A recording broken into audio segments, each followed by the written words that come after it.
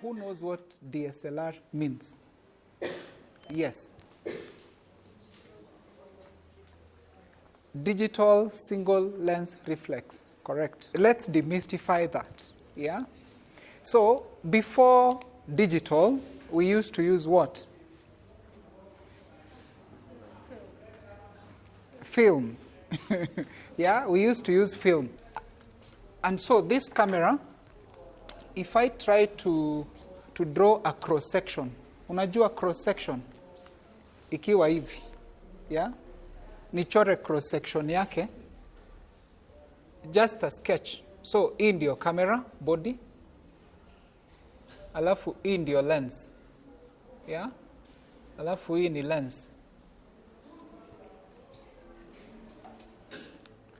Ndani ya hii kamera kuna some basic parts, okay? Hapa nyuma kuna what we call a sensor, okay? So I think we are getting on well. So we want to understand the functions of these three things properly. We start with aperture. So what is aperture and what function does it do? Who can tell us? Yeah?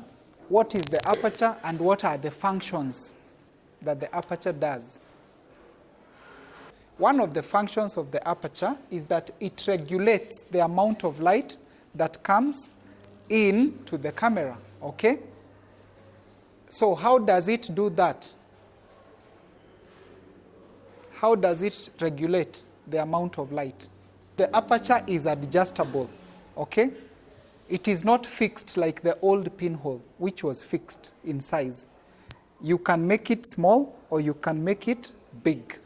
So when you open it wide, more light comes through the lens into the camera. When you make it small, less light comes in, okay? It controls the depth of field, yeah? Of course, you know which question follows that, yeah? What is the depth of field? You see, you can predict, eh? Yeah? To make it easy for you, okay?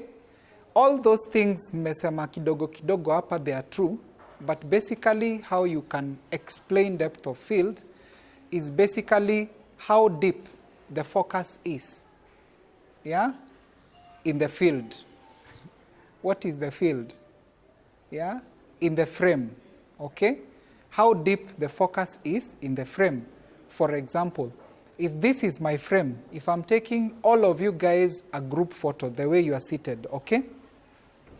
If my focus is only up to Moses and Victor here in front, so the two of them are sharp, the first line is sharp, and the rest of you are not sharp, it means then my focus is not very deep in this field or this frame. You get?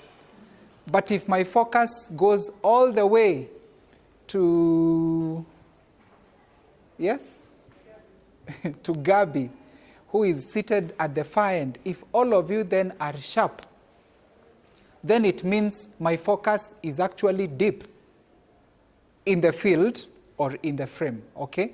So depth of focus or depth of field is basically that. It's how shallow or how deep the focus is in the frame or in the field. Sawa sawa. So now you know.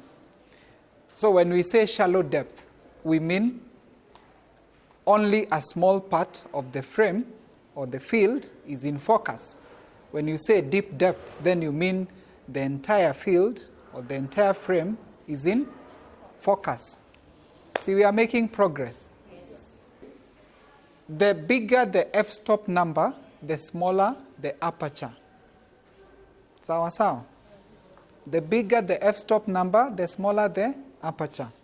For example, f1.8 ni kubwa, 2.8 ndogo kidogo, maybe f4 ndogo kidogo, 5.6 ndogo kidogo, 8, 11, 16, 22, you know, ukienda hivyo zinaenda zikikuwa ndogo. Yeah? Now, what determines the size the range of aperture you can shoot is actually the lens that you have. Sawa sawa.